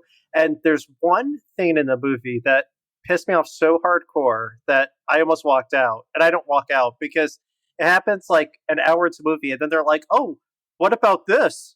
And then, oh, there's this. And I'm like, you didn't look at the room where you're like hiding for like the last 9 months? yeah, it's ludicrous. Oh, That's so bad. there are people in the theater, but I almost cursed. Like, what the fuck Yeah, is wrong with you? yeah. I got a free rental on it, and I feel like I overpaid. It was You feel ripped off. I did. I got ripped You off. were one of the watchers. I was unfortunately I watched it. Oh, that's how they get you. Yeah, It's just not good. And the thing is like, I'm all about giving young filmmakers a first time, but hopefully the second one's better. I had the same reaction to when you saw I Am Legend, and you know how there's Yeah. the CGI zombie monsters, whatever. It's that level of just like, oh come on, I'm done with this kind of villain. Just done. Don't need to see these CW type monsters. And the watchers themselves make no sense too. The whole thing is just a mess. Yeah. Anyway. It is. All right. Anyway, moving on from Watchers. Now here's the one that's going to be the most challenging. Oh, Is a movie called Challengers. yes. Oh. All right. On my list as well. All right. So. Is this all the right. big tennis movie? Yes. Get your balls ready, All right. Patrick. Here we go. So, look, I've seen a lot of love triangle movies. All throughout the 90s, I caught all those love triangle movies that got panned. On all of them. Cinemax. No, not even like, I mean like the ones like the William Baldwin is in love with Kelly Lynch and in love with this guy. And you know, every single one of those terrible romantic comedies. Movie posters, yeah. Yeah. Like I watched all of them because I saw everything in the 90s. And it just, that this one tried to mask that it was that by making the slow motion effect shot to make this like very art house performances. And it just, to me, the whole time I'm like, this is a 90s love triangle movie just trying to be masked in a visual style that it just didn't work for me. That's the tennis. Yeah. movie, Yeah. right? From the guy Yeah. who made Bones and All, Yeah. among I can never others. pronounce his Luca name. Luca. Guadagnino or something like that. Yeah, Guadagnino. Call Me By Your Name was the... Yeah. Yeah. That's true. Oh, that's I couldn't ironic. help but notice though. I did see that trailer and I thought, I'm not the audience for this. Yeah. Oh, that's my demographic. That's my fault. I'm sorry, says Nick. I mean, it had Rihanna's S&M in the trailer, and I'm like, hook, line, and sink. Like, Oh, boy. get some to drink, get some popcorn, sit back, and just watch hot people fuck each other. And I think we all got that in the theater. Or fuck over each other. Yep, I think Yeah. we have a title for this episode. Yep. Oh yeah, there you go. Oh my god, Yeah. that movie! Nick got a special sock. It was so like it was steamy. Like Oh my. I don't know. I was getting a little verklempt watching it in my seat. Did you like it? I did. I mean, Okay. and also one of my friends, you know, Peter, Yeah, I have a friend that loves it. his dad is in the movie. His name's Nick. He's in the movie. Really? Who are the three people in this? So he's in the scene where they have the song Hot in Her by Nelly, like they're at the outdoor scene. Yep. Mm-hmm. And he's near Sildania for like 10 seconds at least. He's behind her because my friend's dad, he has a part-time gig where he's like he does like bit parts and extras in a lot of movies. So shout out to Bobby's dad, or one of our Bobby's mutual dad. friends. But yeah, so anyway, I liked it. I thought it was, I mean, it's not original, but we got the throuple that we needed in 2024. And I got my money's worth watching Saldana just break those two white boys' hearts. So yeah, Kyle, your question was who is in it? No, my new question is, what is Nick's money's worth for? Is that a euphemism? It was the Beekeepers and the Bike Okay. Riders too. Well, Those were now- also movies where I was like, hallelujah. So you have Zendaya, Yeah. Josh O'Connor, is that it? Yeah, And I'm not familiar Mike with the two Feist. male. It's Mike Feist, yeah. Or as you like to call Alien Boy. Yeah, Alien Boy, Oh, yeah. that's the nickname I gave him. When you said that, I literally was crying in laughter. Zendaya, then Josh O'Connor played Prince Charles in The Crown, Oh, and Mike Feist most recently was in McDonald's. West Side Story as Riff. Okay.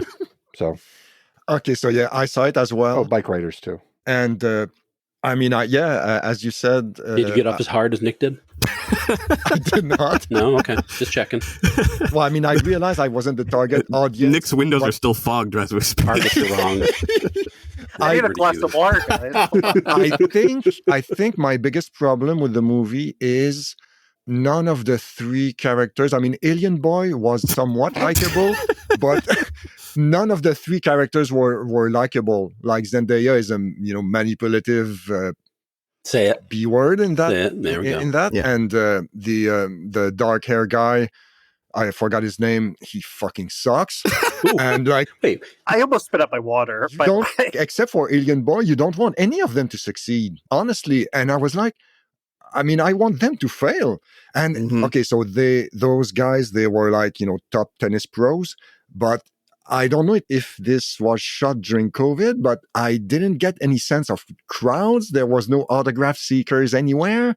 Hmm. It was like really weird. Like it didn't feel like those guys were top level tennis players. were they supposed to be top level or was it like minor leagues? A little bit in the middle. they were in the pros because the one guy is, the other guy sort of. No, it's like he had a fall from grace and then like, he just can't Yeah. get back. Like he's just, well, he really tried, but she's trying to tell him that he sucks. Basically. Having problems Yeah. performing. I understand. And she can't because she'd like dislocate her knee or something like that. Yes. Yeah, in like an injury. And I could see that it was like really well made, and the music from Trent Reznor, and Yeah. it was all there, but I fucking hated it. Does it make sense? Like it was good, but I hated it. Yeah, there's a movie from it's probably like 60 years old now, but there's a movie Francois Truffaut directed called Jules and Jim, which is a love triangle movie. Yes. Oh yeah. It just every single spot that movie, like it's like, and they've only been copying that for I don't know what the last 50 years.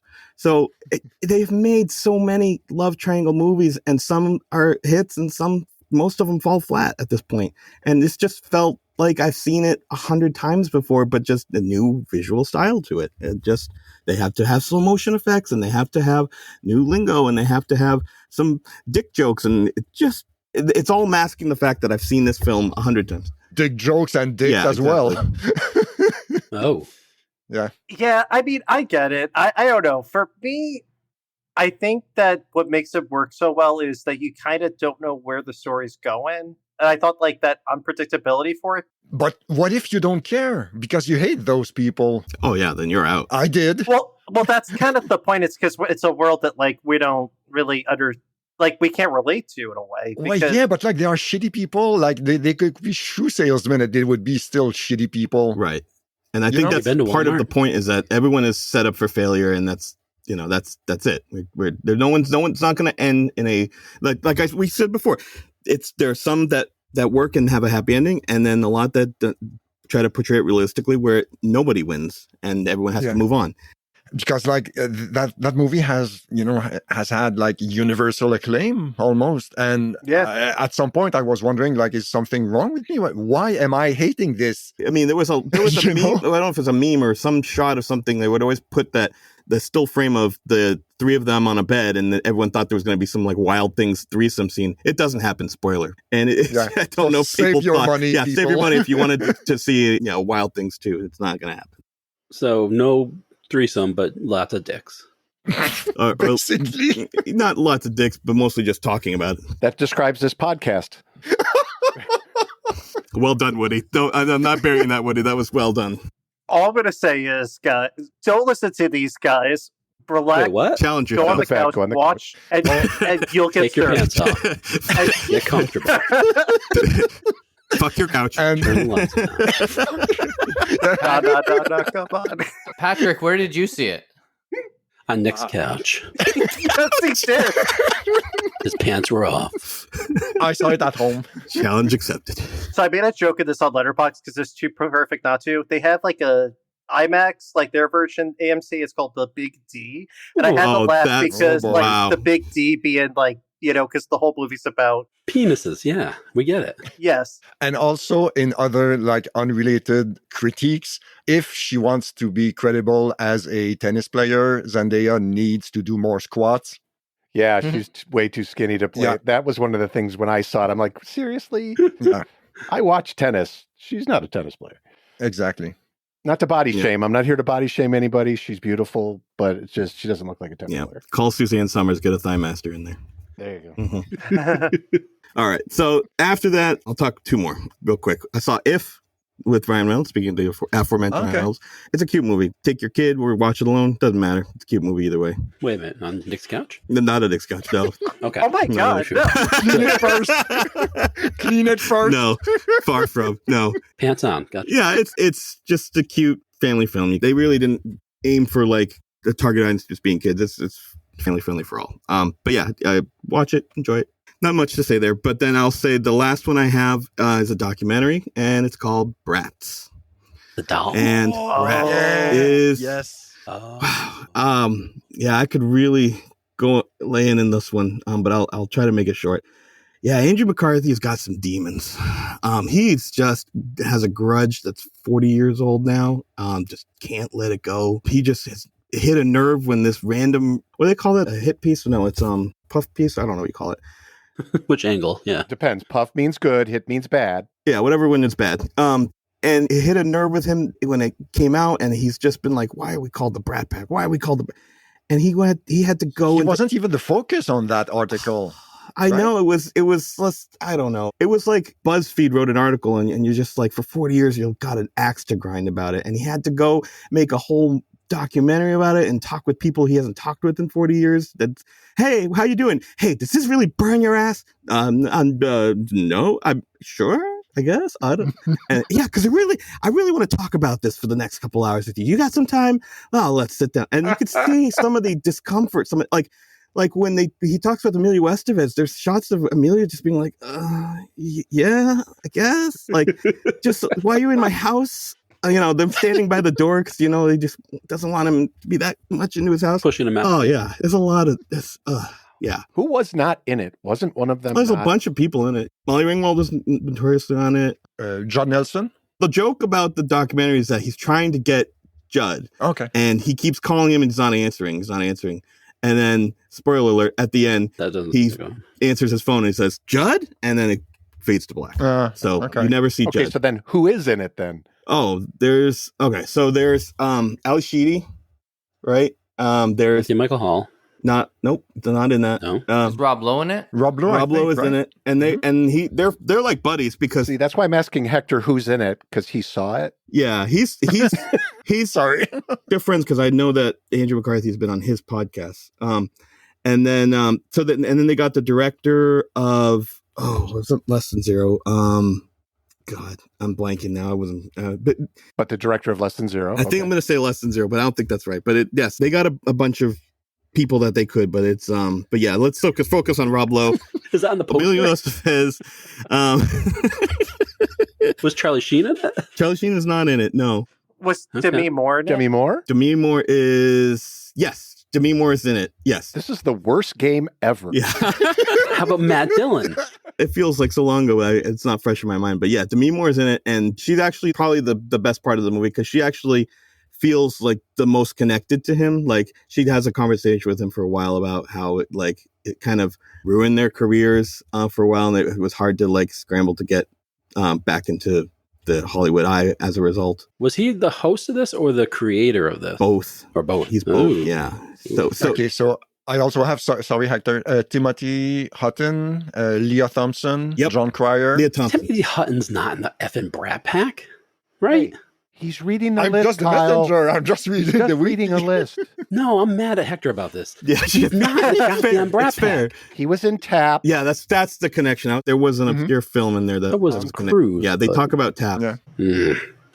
Yeah, he's like he thinks that I think that the conversation was that this is where it originated. Like there were people that were not in the Brat Pack but Brat Pack adjacent, and then they have the conversations about, do you feel like you were in the Brat Pack? No, but I was around that time. I was just an actor.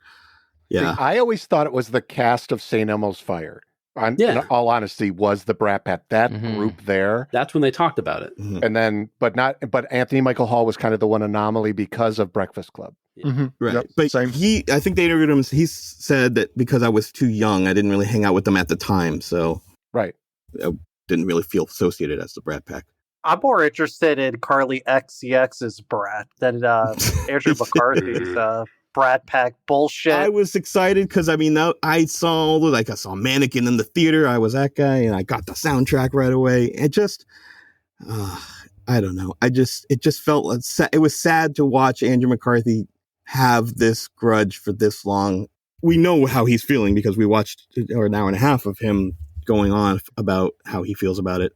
But it just felt, from me and a lot of other people that watch it, didn't feel warranted. You almost feel bad for the guy. The documentary was made so that he can show everyone that, look how horrible they treated me and how it has affected my life and ruined my life. And the whole time I just think, I'm like, oh God, what medication is he going to be under at this point? Would it be worth it if he wasn't angry and just did a piece about the Brat Pack stars and how they got along and all that stuff? Yeah, because they would have talked about more sensible things. They would have been a better conversation than just like him turning it back on himself. Yeah. Yeah. Okay. My mom watched it, Hector, and I want to watch this, but everyone who I've talked to in our orbit and other circles, no one liked this movie because they felt like he's not likable. And okay, like, so what if someone wrote an article about you? Like, everyone's got an opinion like an asshole. Yeah. Like, everyone's got one. So, like, move on. Kind Yeah. of. You know what I mean? Because he's not the like Rob Lowe was the charming guy, and he got kind of billed as the sulky, Brooding. yeah, like very emotional, dour guy. And he is that. He really is that person. Maybe this is on purpose. I mean, after Soul Man, this is now the worst thing. He wasn't in Soul Man. That Soul Man, that was Steve Thomas Howell. But I got the joke anyway. Oh. Yeah. Is he there? He's not in that, no. No, but I'm not seeing this. Yeah, don't see it. I'm gonna watch Soul Can Man. we stop the game or we guess who's in it? Yes. I can't say I don't recommend it because, it does hit a couple nostalgia factors, but it won't do your nostalgia any favors either. Because, again, Andrew McCarthy is just a dour asshole. Oh, yeah. My mom she always reads people right. And she's like, he's an asshole. Like, she hates it. She does not like him after that movie. Nah. All right. Nick Mom approved. Yes. Or not approved. Hector, do you have anything else on your list? No, I'll cut it short. All right. Okay. I mean, is there anything that you would say avoid? Watchers. Want me to say Watchers again? Oh, Watchers yeah. Okay. all day long? Yeah. All right. Avoid it again. Yep. All right. So I got a few, but Nick, do you still want to? Yeah, I'll bet you a few, but I'll be very brief and succinct. We will. Twisters. Has anyone seen Twisters? Not yet. Heard good things. Heard great Gonna see things. Okay, I'm going to give a hot take. It was much better than 1996 movie. That's what I've heard. Yeah. And Glenn Powell's a star. He's going to be our next Tom Cruise. So, him and the lead actress, they're fantastic in it. It's the guy who did Minari that came out a few years ago. I don't know if people seen that. So I was not sure, but it was good. I highly recommend it. Go see it in a theater if you can. I really enjoyed it. And Glenn Powell's amazing. I saw Fly Me to the Moon with Scarlett Johansson and Channing Tatum a few weeks ago. Mm-hmm. It's going to be on Apple TV Plus in like a month or two. I would say maybe wait for it. I mean, they're likable, they're watchable actors, but it goes on too long. It's kind of like the problem with I forgot what movie we talked about before, like The Fall Guy, where it's like 2 hours and 15 minutes or 2.5 hours, just too long. But it's fine for what it is. I might rewatch it to see if I like it more, but I was a little disappointed by it. Although I think what it does is pretty clever and it's charming. Was that the spoofed moon landing one?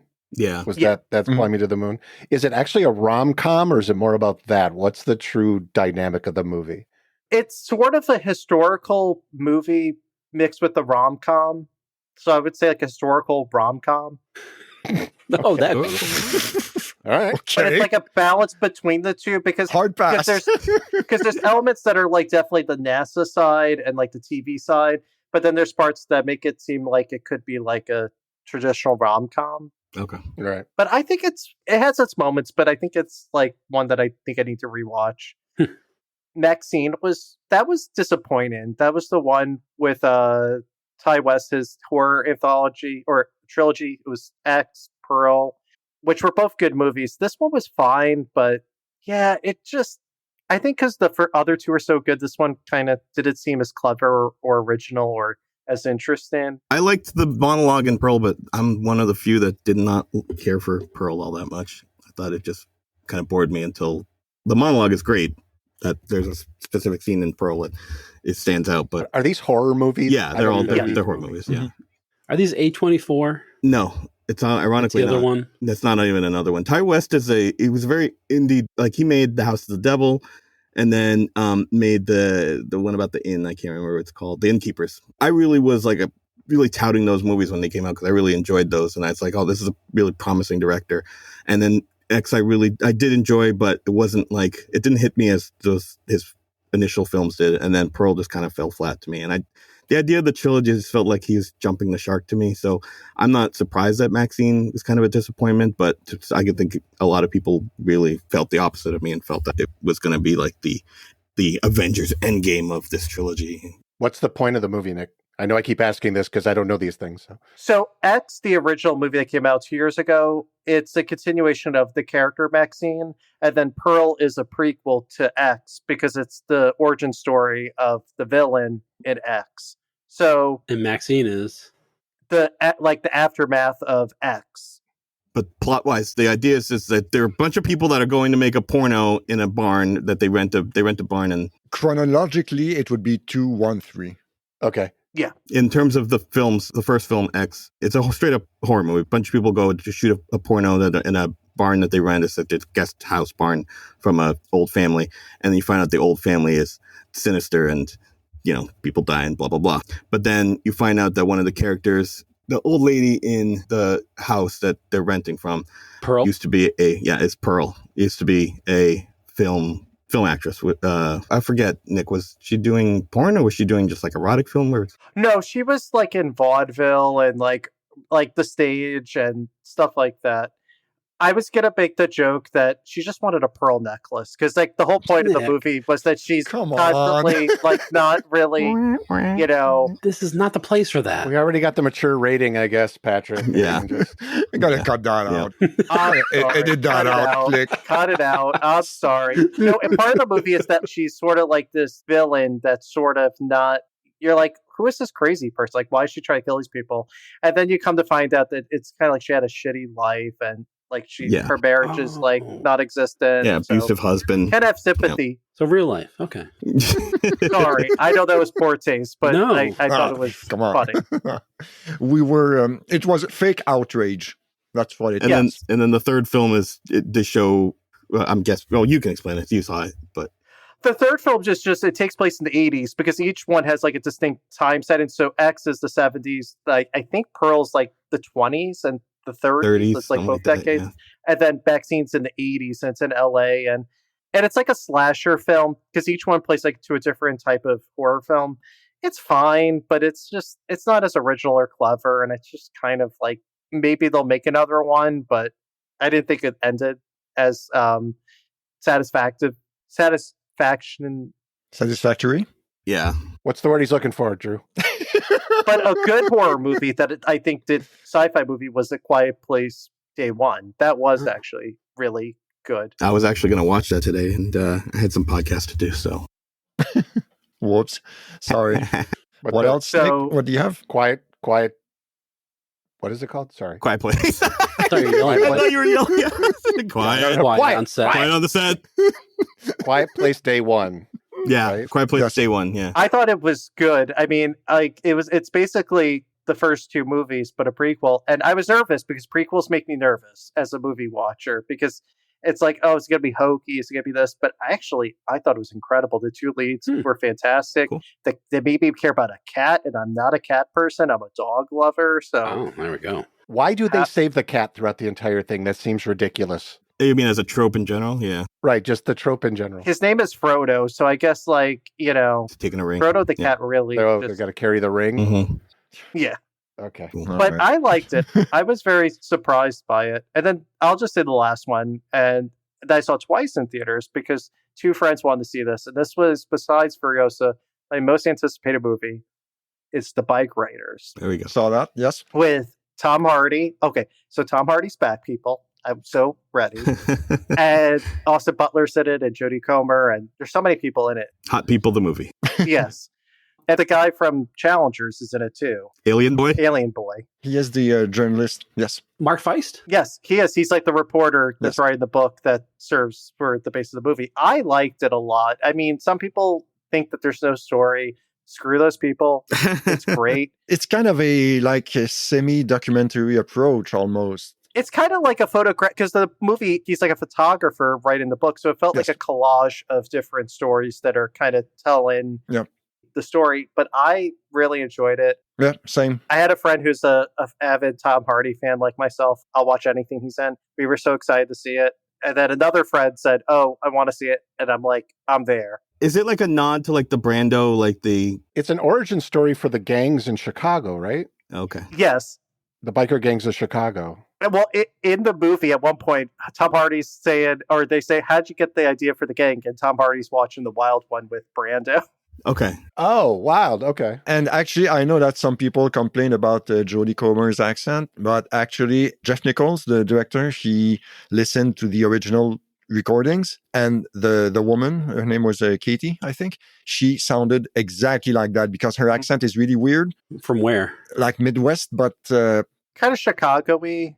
All right, guys, I'll watch it. I'll let you know. like with a little. So Woody has to watch like, it to confirm. Oh, like Southern Midwest? It's not typical Chicago from what I know. It sounded very Canadian at first. That's what it threw me off. I can see that, yes. And I'm sitting there thinking, like, oh no, is she Canadian? Like, she's not from Chicago. But then there was one moment, like, there was like her dialect that I was like, oh, okay, like, I'm kind of getting it. Patrick, there's your title. Oh no, she's Canadian. There it is.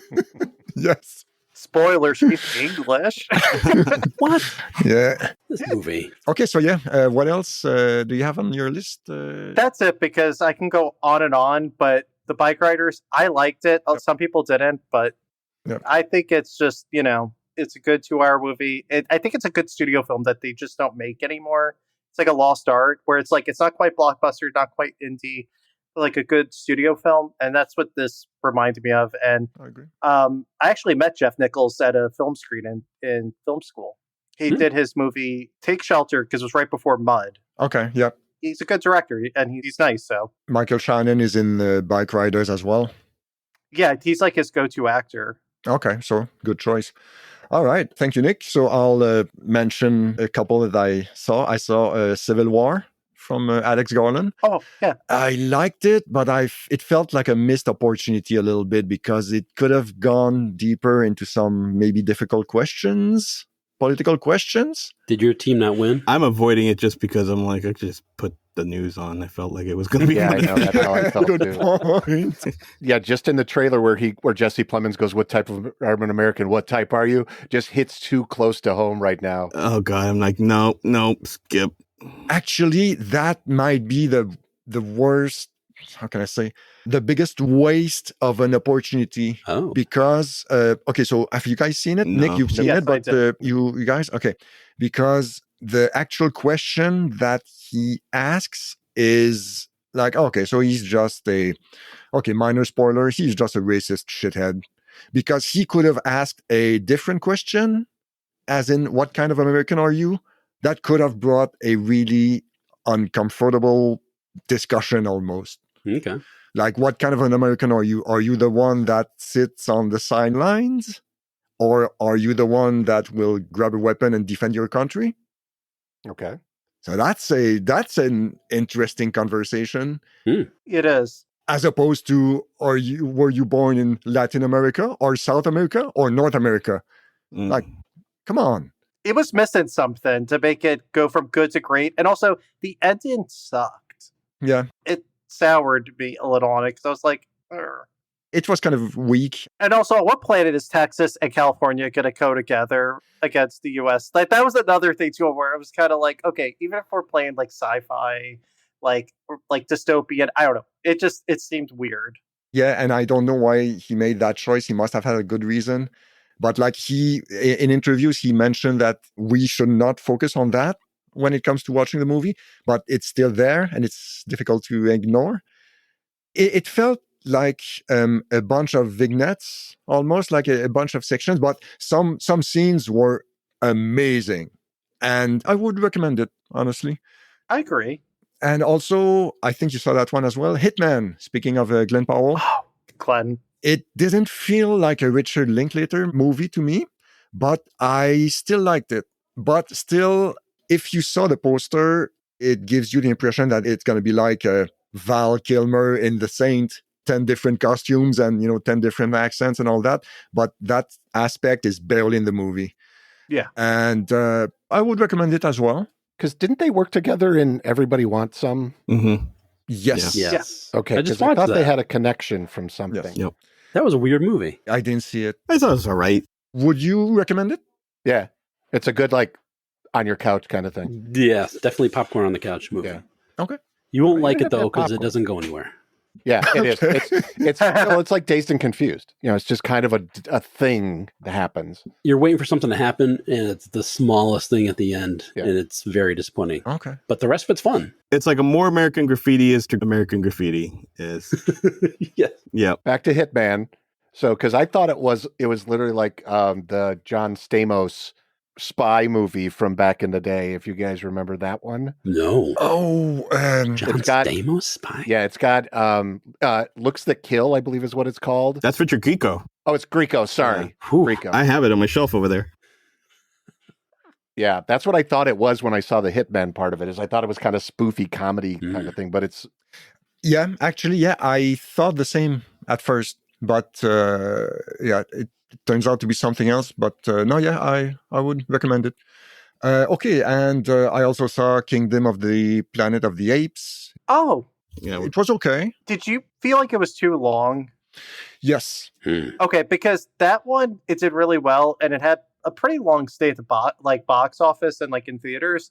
And I saw it 2 months. Actually, I saw it Father's Day, which is kind of fit in for that movie because it's about a father-son relationship. But True. I thought I never really liked those movies, really. So I kind of went in like, okay, I guess, but I'm in the minority. That is one of my favorite film franchises. Are these new ones mirroring the old ones? Have you not seen any of the reboots? I haven't. Okay. So is there like a really good one, the first one or second, and then the rest of them are fine? I It think almost all does the a reverse. reboots are really good, honestly. Yeah. Like the one with James Franco and the next one. I was going to say these are the James Franco line. Yeah, I mean, Okay. I think all of them are really good, Okay. surprisingly good, honestly. Better than the first? Well, they're First different. The first with Mark Yeah. Wahlberg. No. No. No, the never real happened. one. So Like Charlton Heston. they do it reverse style. Like it's almost like, so instead of it being the future, this is taking place in present. So the way that the original goes from the future and then time travels to back to the present day, this starts off in the present day and then works its way in chronological order. So eventually they'll meet up at some point? Yeah, he'll eventually see Charlton Heston. That'd be cool. With AI these days. Whew. Now that's a Mark Wahlberg movie. There you I'd go. like a lot. He boy. will finally be able to pry his gun from his dead cold hands. That's what we're working to, right? Yes, Yeah. that's the end game. Big payoff. Yeah, instead of the Statue of Liberty, it's a statue of Mark Wahlberg. And in my to avoid at all costs, colon, Pool Man from Pool Man. Chris Pine. It's Yeah, I've dog heard shit. horrible things. Avoid, Yeah. avoid. Yeah. Which one? Pool Man. Pool Man. You're saying pool, like swimming? Yeah. Yeah. Yeah, like Pool the Man. pool guy. Pool, With yeah, the on- pool guy, but like It's on Pool Netflix, Man. I think, isn't it? Oh, okay. Well, there we go. It was I on don't- some streamer, I remember. Yeah, it's shit. Yeah. It's no, yeah, Right, I'm guessing he's the pool man, He's yes. and he I bailed after pools, 15 minutes. everything. So Patrick, Yeah, knows like, that. he keeps going to this town hall meetings and, What? bitches about some. Oh, no, yeah, it's shit. Like, yeah, avoid. Yeah, I you see, agree. your dog Big nutmeg? agreed. Yeah. Yeah, There we There go. you go, just at the right Thank time. you. Okay. So, yeah, we topped 2 hours. Sorry about that. But I kind of expected it, to be honest, but that's okay. Anyone who is still listening, thank you. Yeah, listening live. For your My mom patience. is on her walk. All right, call in 1-800. Yes. I hope it was worth it. What can I say?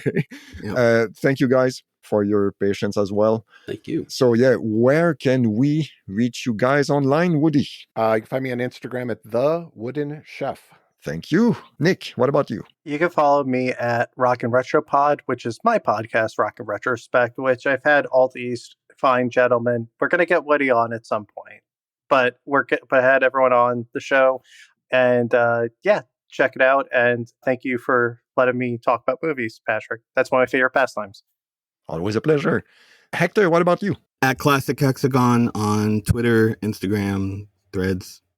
That's it. All right, thank you. Mike, sorry you were kept silent for long periods of time. Oh, good. I'm going to more than make up for it on the TV episode. Let me tell I'm you. looking forward to that. Yeah, Instagram and Threads, both Pickies with filters, PICIES with filters.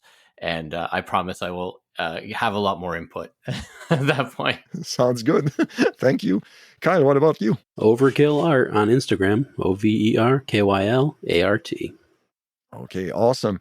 You can drop us a line at EETFpod on Instagram and Twitter. And any closing thoughts? All right, Deadpool, yeah. Now, Yeah, Finally Deadpool, get to the meat of this. Okay, the split, right, exactly. Finally, the Bop, bop, bop, bop, bop, bop. All right. So, okay, so yeah, thank you. And we will catch you on the next one. Thanks.